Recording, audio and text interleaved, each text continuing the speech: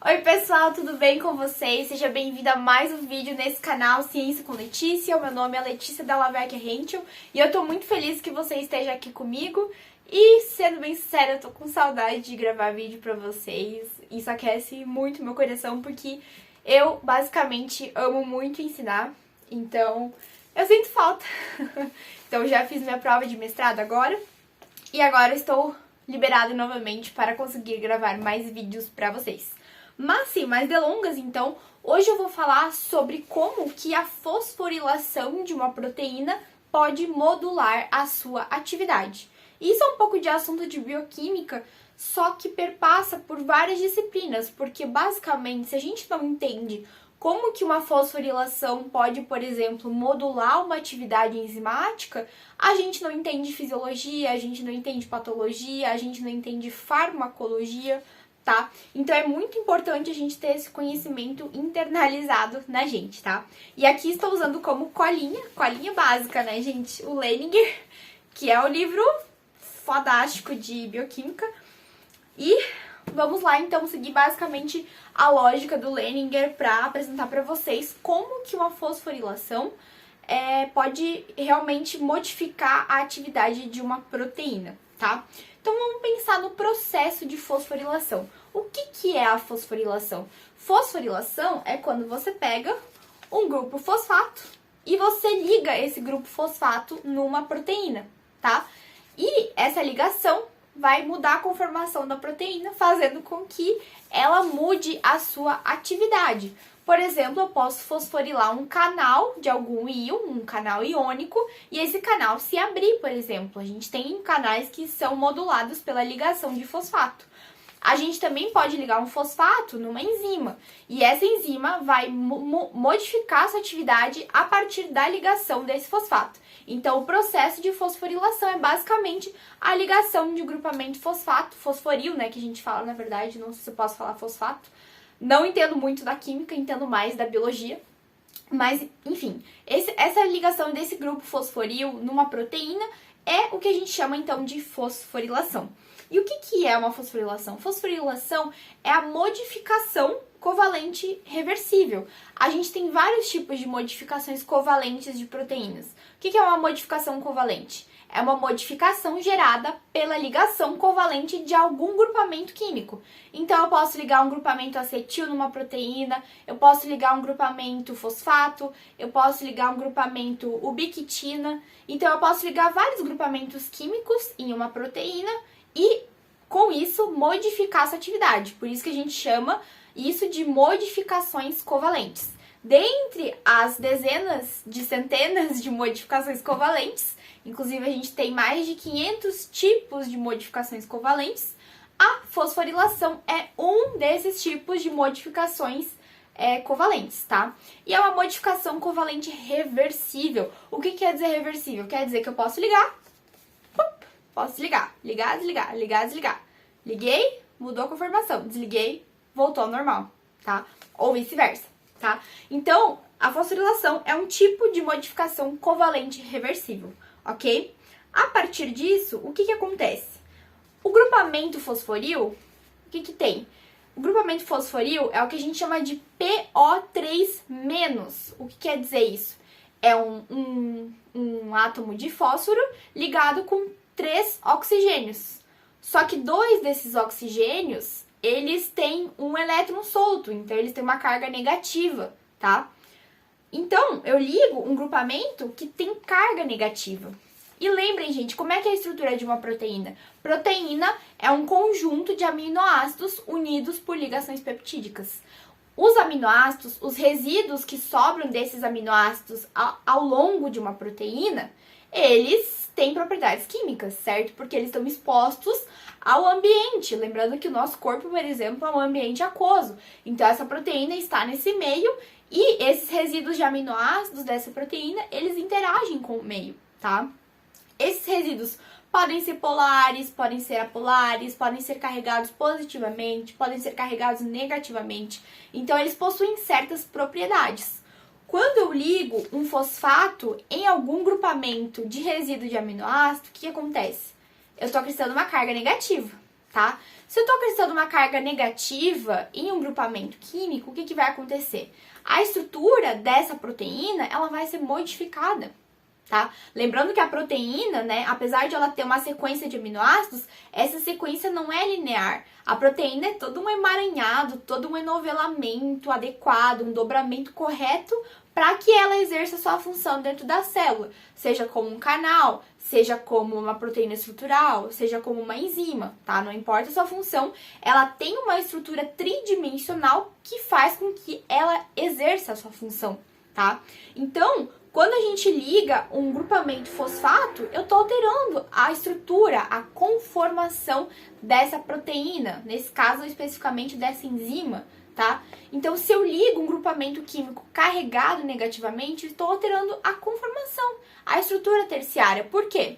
Se eu ligo um grupamento químico negativo e eu tenho um resíduo negativo aqui perto, o que acontece? Eles vão se repelir. Então, essa proteína, por exemplo, pode ficar mais aberta, certo? Por outro lado, se eu tiver uma carga positiva aqui, o que vai acontecer?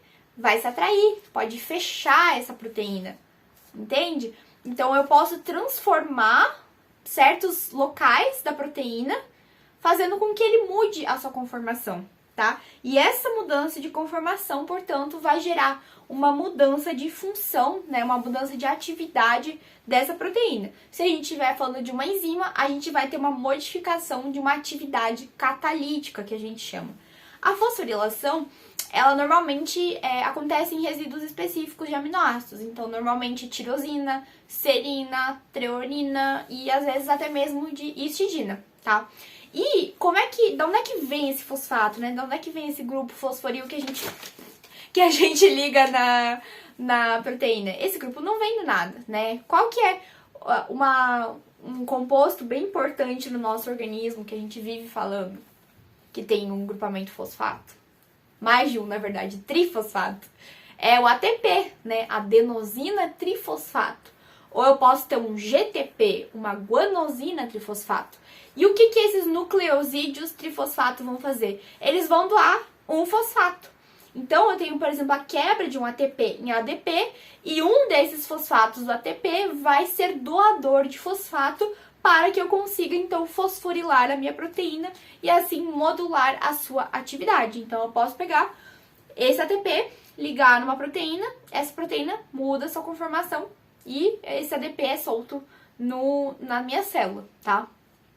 Beleza, Letícia, mas quem que faz isso numa célula? Quem que fosforila uma proteína? Quem fosforila uma proteína adivinha só, é outra proteína, que a gente chama de proteína quinase. As proteínas quinases, toda vez que você lê a palavra quinase na sua vida, você vai ler fosforilar, fosforilar. Quinase igual a fosforilar, tá? Então, proteínas quinases são proteínas, são enzimas que fosforilam outras proteínas, tá? Então, as proteínas quinases, elas têm a função de pegar, então, o ATP, por exemplo, pegar o seu grupamentinho fosfato e ligar com outra proteína e, assim, modular a atividade desta proteína, tá? Então, eu sou uma proteína, eu pego o fosfato e ligo nessa outra proteína e modulo sua atividade. Eu sou a proteína quinase. Por outro lado, lembra que eu falei, gente? A fosforilação é uma modificação covalente reversível. Ou seja, tira, coloca de volta. Tirou, colocou de volta. Quem que tira o fosfato? É uma outra enzima chamada de proteína fosfatase. Então, toda vez que você lê fosfatase, você entende desfosforilar, tá? Então, quinase fosforila, fosfatase desfosforila, tá? Porque é reversível. Então, uma tem que colocar e a outra tem que tirar esse fosfato. Por quê? Eu não quero uma enzima funcionando para sempre na minha célula. Eu quero processos regulados. Lembra que, por exemplo, quando a gente estuda fisiologia, a gente tem uma regulação. A gente tem que manter uma homeostase. Então, os processos fisiológicos, eles têm que ser regulados. Como é que eu regulo os processos? Eu tenho que ter enzimas reguladoras. E essas enzimas reguladoras vão ser moduladas justamente pela fosforilação e desfosforilação, tá? E é importante ressaltar que a fosforilação é provavelmente a modificação covalente reversível mais importante das células eucarióticas, tá? Sendo que mais de 1/3 das proteínas podem ser fosforiladas. E a maioria, se não todos os processos regulatórios do nosso organismo celulares, eles envolvem proteínas de fosforilação, envolvem processos de fosforilação, para vocês terem uma noção do quanto que esse processo é importante para uma célula, tá? Então, a fosforilação realmente é imprescindível para a gente entender várias funções do nosso organismo, tá? Então, ela participa de basicamente todos os processos regulatórios. E o que eu posso mais dizer para vocês? Isso aqui eu já comentei, mas é interessante ressaltar também que quando eu introduzo um grupamento químico carregado, nesse caso um grupamento fosforil, o que vai acontecer? Os átomos de oxigênio que compõem esse grupamento fosfato, eles podem formar pontes de hidrogênio, né, ou ligações de hidrogênio, depende da literatura que você usa. Eles podem formar ligações de hidrogênio com outros resíduos de aminoácidos dessa proteína e interagir com eles, entende? Então, eu posso fazer uma ponte de hidrogênio, por exemplo, com grupos amida de resíduos de aminoácidos próximos, localmente aqui da minha proteína. E essas interações vão fazer com que eu mude a conformação da proteína. Então, pode ser que ela estava mais assim e ficou mais assim, e isso propiciou a sua atividade, favoreceu a sua atividade. Ou a gente também pode ter o contrário, quando eu fosforilo a proteína, ela se inibe, ela perde a função. Então, a gente tem as duas coisas. A fosforilação, ela pode tanto aumentar a atividade de uma enzima, quanto ela pode diminuir a atividade de uma enzima. Então, fiquem atentos a isso. Não é porque fosforilou que ativou. Eu posso fosforilar e também desativar momentaneamente essa proteína. Lembrando que essas ligações são reversíveis, tá? Mas, uma coisa que pode acontecer também, que eu já dei um exemplo antes, é quando esse grupamento que é carregado, ele encontra outro grupamento carregado na proteína e eles se repelem. Então, eu abro mais a conformação da minha proteína. Isso pode acontecer, por exemplo, quando o fosfato interage com grupamentos de aspartato ou de glutamato, por exemplo, que tem carga negativa, tá? E isso também, portanto, vai modular a conformação dessa proteína e também, portanto, a sua função, tá? Outra coisa que é muito importante ressaltar é que eu também posso modificar a afinidade que uma enzima tem pelo seu substrato. Lembre que uma enzima, ela faz um processo de catálise, ou seja, ela diminui a energia de ativação de uma reação química, favorecendo que essa reação aconteça. Esse é o papel de uma enzima. Então, ela vai, por exemplo, pegar um substrato, se ligar com esse substrato e vai quebrar esse substrato. É um exemplo, tá, gente? Vamos dizer uma lipase que quebra lipídios. Ela vai se ligar com o lipídio e vai quebrar o lipídio, certo? Beleza. Só que a ligação de um grupamento fosfato pode, por exemplo, modificar essa afinidade que eu tenho para me ligar com o meu substrato e quebrar ele, tá? Então, além de mudar a conformação e a atividade catalítica dessa proteína, eu posso diretamente afetar a afinidade, ou seja, com que avidez, né, com que afinidade que essa enzima se liga ao seu substrato, que é o seu alvo, digamos assim, químico na hora de fazer a catálise, tá? Então, eu posso ligar um fosfato, por exemplo, e mudar minha conformação a ponto de eu não conseguir mais me ligar com o meu substrato. E assim, o que acontece? A minha atividade como enzima é diminuída, tá? Então, isso também pode acontecer no contexto celular e é um contexto bem importante, por exemplo, tá? E aqui o Leninger, ele traz 2 exemplos que eu achei bem legais, eu vou comentar rapidinho sobre eles, sobre 2 tipos de modulação de fosforilação para a gente, então, sintetizar esse conhecimento aí na cabecinha de vocês, tá? Um exemplo que é bem legal, a gente tem uma enzima chamada glicogênio fosforilase, que ela favorece, vamos dizer assim, não vou me aprofundar nisso, a degradação do glicogênio, que é aquele carboidrato de reserva que a gente tem no nosso músculo e no nosso fígado, tá? E a glicogênio fosforilase, ela pode estar mais ativa ou menos ativa, promovendo mais ou menos degradação de glicogênio nos nossos músculos e no nosso fígado, tá? Só que como que ela é modulada? Como ela pode estar mais ativa ou menos ativa? Justamente quem entra aqui é a fosforilação. a gente tem uma proteína chamada fosforilase quinase. Cara, preste muita atenção. Toda vez que você vê um nome de uma enzima, analisa o nome dessa enzima. Vê por que ela tem esse nome. Olha o nome da enzima, fosforilase quinase. O que ela faz? Ela fosforila a fosforilase, que é a enzima que eu tava falando, que é a tal da glicogênio fosforilase. Então, se a fosforilase quinase fosforila aquela enzima chamada de glicogênio fosforilase, qual que é o papel dessa ligação? Nesse caso, a fosforilação da glicogênio fosforilase faz com que ela fique mais ativa. Então, ela promove mais degradação de glicogênio nos músculos e no fígado, tá? Por outro lado, a enzima fosforilase fosfatase, lembra que eu disse fosfatase é desfosforilação. Então, a fosforilase fosfatase, ela vai desligar esse grupamento fosfato da glicogênio fosforilase, fazendo com que ela se torne menos ativa e, portanto, degrade menos glicogênio nos nossos músculos e no fígado. Então, esse é um exemplo muito claro de como a ligação de um grupamento fosfato pode modular a atividade de uma enzima no nosso organismo. E o segundo exemplo que o Leninger traz pra gente, que eu queria também abordar, então, para finalizar essa parte desse conteúdo, é a questão do que eu comentei sobre a ligação de um grupamento fosfato alterar a afinidade que uma enzima tem ao seu substrato. E um exemplo desse é uma enzima bem interessante, que é a chamada isocitrato desidrogenase, que é uma enzima do ciclo do ácido cítrico. O seu substrato é o substrato que a gente chama de citrato. O citrato, se vocês olharem a estrutura dele, né, o ácido cítrico, quando ele perde o hidrogênio, ele fica com carga negativa, tá? Logo, se ele tem carga negativa, o que acontece?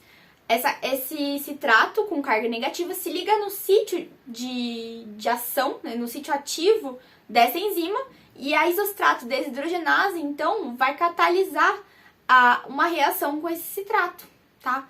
Só que o que acontece? Se eu ligo um grupamento fosfato no meu sítio ativo, o que vai acontecer? Lembra que o fosfato tem carga negativa, só que o meu citrato também tem carga negativa. O que vai acontecer? Vai repelir. Então, esse citrato que tem carga negativa e que se ligaria aqui no sítio ativo da enzima isocitrato desidrogenase, ele não vai mais se ligar. Então, nesse caso, a ligação de um grupamento fosfato em um sítio ativo de uma proteína vai fazer com que o substrato seja repelido, ou seja, que eu perca a minha afinidade pelo substrato. Então, vai fazer com que essa enzima funcione menos, entendeu? Então, gente, eu acho que era isso que eu queria falar sobre fosforilação, eu nem tinha comentado, mas curta esse vídeo, compartilha, comenta aqui embaixo, se você ficou com alguma dúvida, por favor, não guarde as dúvidas pra você, comenta aqui, tá, que eu vou te ajudar de certeza. E eu não falei, mas esse vídeo foi feito por causa de um inscrito no canal que acabou pedindo para explicar melhor, então, como funcionava a fosforilação e como que a fosforilação modula a atividade de proteínas. E eu espero que tenha ficado bem claro, mas se não ficou, por favor, deixa aqui os comentários que eu vou ajudar, com certeza, tá bom, gente? Muito obrigada por terem me assistido até aqui, gente. Beijo e tchau, tchau. Até a próxima.